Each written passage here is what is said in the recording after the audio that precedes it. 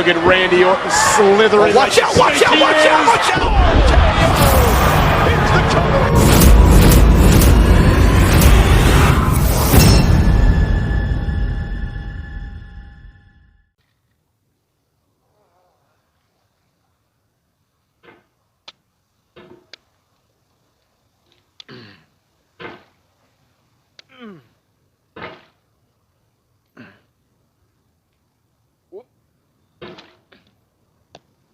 There's no feeling more intense than starting over. If you deleted your homework the day before it was due, as I have, or if you left your wallet at home and you have to go back after spending an hour in the commute. If you won some money at the casino and then put all your winnings on red but it came up black. If you got your best shirt dry cleaned before a wedding and then immediately dropped food on it. If you won an argument with a friend and then later discovered that they just returned to their original view. Starting over is harder than starting up. If you're not ready for that, like if you've already had a bad day, then what you're about to go through might be too much. Feel free to go away and come back. I'll be here. Alright, thanks for coming with me on this trip. I'll understand if you have to take a break at any point. Just find a safe place to stop and quit the game. And don't worry, I'll save your progress, always, even your mistakes. This game is a homage to a free game that came out in 2002, titled Sexy Hiking. The author of that game was R.K.O, a mysterious Czech designer who was known at the time as the father of B games. And B games are rough assemblages of found objects. Designers slap them together very quickly and freely, and they're often too rough and unfriendly to gain much of a following. They're built more for the joy of building them than as polished products. In a certain way, Sexy Hiking is the perfect embodiment of a B game. It's built almost entirely out of found and recycled parts, and it's one of the most unusual and unfriendly games of its time. In it, your task is simply to drag yourself up a mountain with a hammer. And that act of climbing, in the digital world or in real life, has certain essential properties that give the game its flavor. No amount of forward progress is guaranteed. Some cliffs are too sheer or too slippery. And the player is constantly, unremittingly in danger of falling and losing everything. Anyway, when you start Sexy Hiking, you're standing next to this dead tree that blocks the way to the entire rest of the game. It might take you an hour to get over that tree, and a lot of people never got past it. You prod and you poke at it, exploring the limits of your reach and your strength, trying to find a way up and over. And there's a sense of truth in that lack of compromise. Most obstacles in video game worlds are fake. You can be completely confident in your ability to get through them once you have the correct method or the correct equipment or just by spending enough time. In that sense, every pixelated obstacle in Sexy Hiking is real. The obstacles in Sexy Hiking are unyielding, and that makes the game uniquely frustrating. But I'm not sure R.K.O intended to make a frustrating game. The frustration is just essential to the act of climbing, and it's authentic to the process of building a game about climbing. A funny thing happened to me as I was building this mountain. I'd have an idea for a new obstacle, and I'd build it, test it, and it would usually turn out to be unreasonably hard. But I couldn't bring myself to make it easier. It already felt like my inability to get past the new obstacle was my fault, as a player rather than as a builder. Imaginary mountains build themselves from our efforts to climb them, and it's our repeated attempts to reach the summit that turns those mountains into something real. When you're building a video game world, you're building with ideas, and that can be like working with quickset cement. You mold your ideas into a certain shape that can be played with, and in the process of playing with them, they begin to harden and set until they're immutable, like rock. And at that point, you can't change the world. Not without breaking it into pieces and starting fresh with new ideas. For years now, people have been predicting that games would soon be made out of prefabricated objects, bought in a store and assembled into a world. And for the most part, that hasn't happened, because the objects in the stores are trash. I don't mean they look bad or that they're badly made, although a lot of them are. I mean they're trash in the way that food becomes trash as soon as you put it in the sink. Things are made to be consumed and used in a certain context, and once the moment is gone, they transform into garbage. In the context of technology, those moments pass by in seconds. Over time, we've poured more and more refuse into this vast digital landfill that we call the internet. It now vastly outnumbers and outweighs the things that are fresh and untainted and unused. When everything around us is cultural trash, trash becomes the new medium, the lingua franca of the digital age. And you can build culture out of trash. But only trash culture. B games, B movies, B music, B philosophy. Maybe this is what digital culture is. A monstrous mountain of trash, the ash heap of creativity's fountain. A landfill with everything we ever thought of in it. Grand, infinite, and unsorted. There's 3D models of breakfast, Gen X's fanfic novels, Scan magazines, green screen Shia LaBeouf, banned snuff scenes on LiveLeak.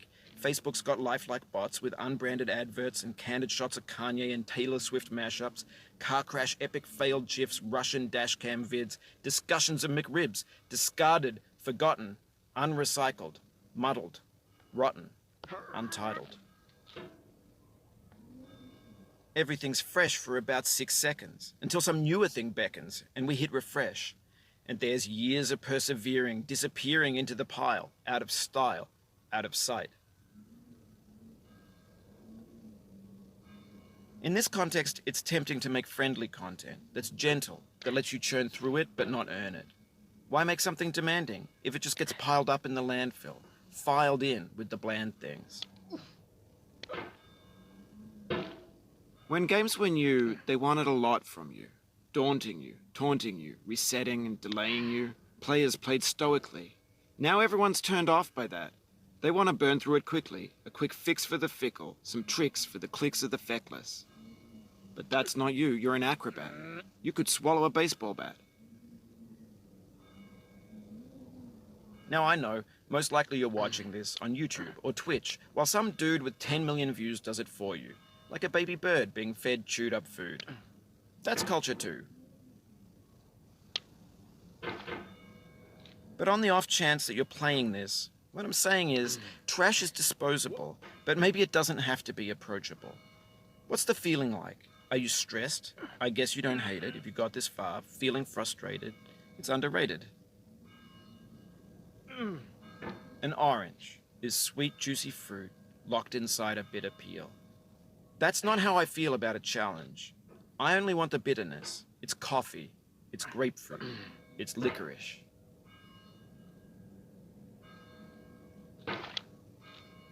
It feels like we're closer now. Composer and climber, designer and user. You could have refused, but you didn't.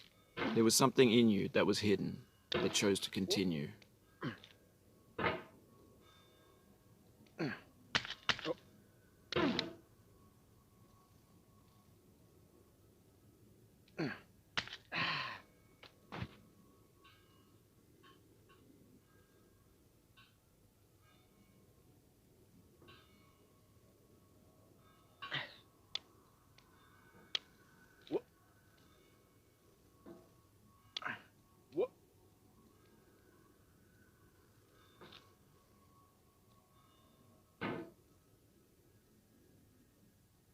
It means a lot to me that you've come this far, endured this much. Every wisecrack, every insensitivity, every setback you've forgiven me is a kingly gift that you've given me.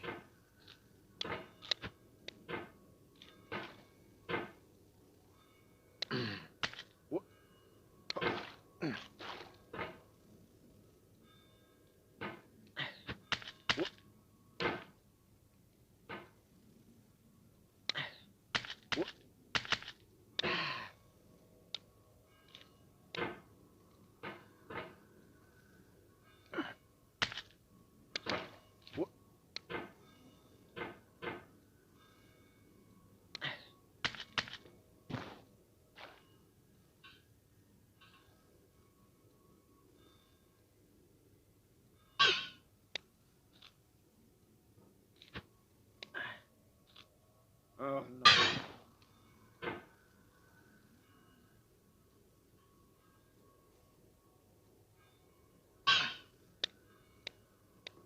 Oh.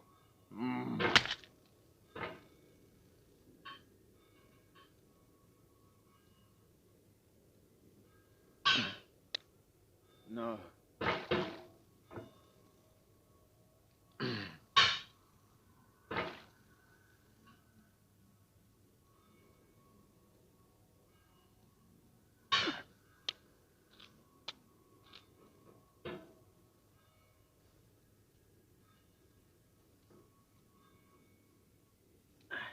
What?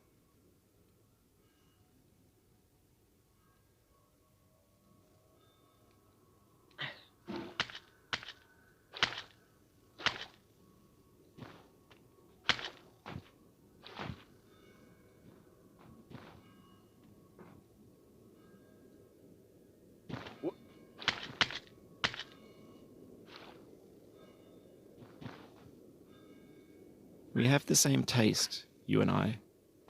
It's not ambition. It's ambition's opposite. An obdurate mission to taste defeat.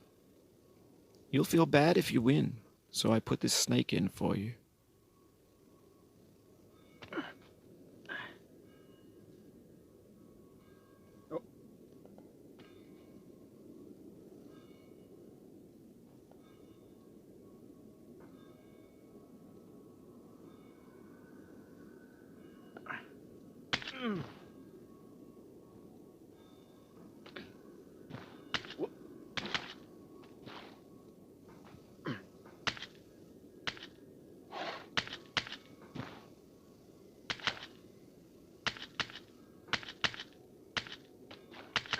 Have you thought about who you are in this? Are you the man in the pot, Diogenes? Are you his hand? Are you the top of his hammer? I think not. Where your hand moves, the hammer may not follow, nor the man, nor the man's hand. In this you're his will, his intent, the embodied resolve in his uphill ascent.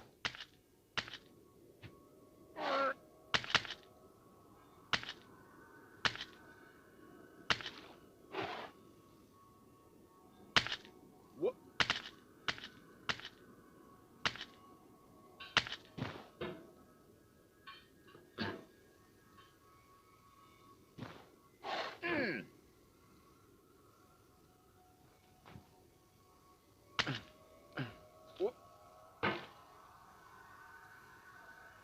Now, you've conquered the ice cliff, the platforms, the church, and the rectory, the living room and the factory, the playground, the construction site, the granite rocks, and the lakeside. You've learned to hike. There's no way left to go but up, and in a moment I'll shut up. But let me say, I'm glad you came.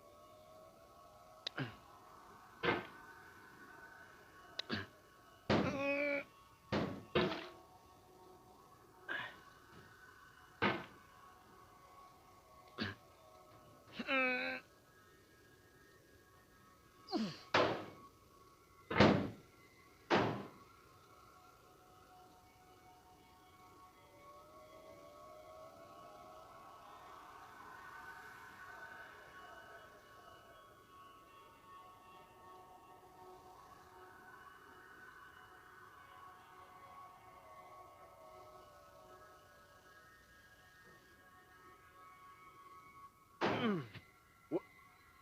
Oh.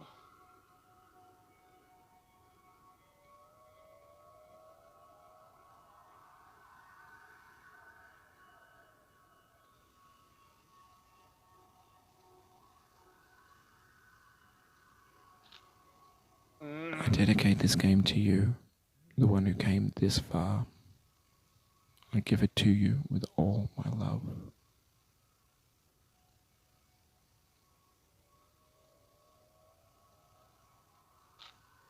No.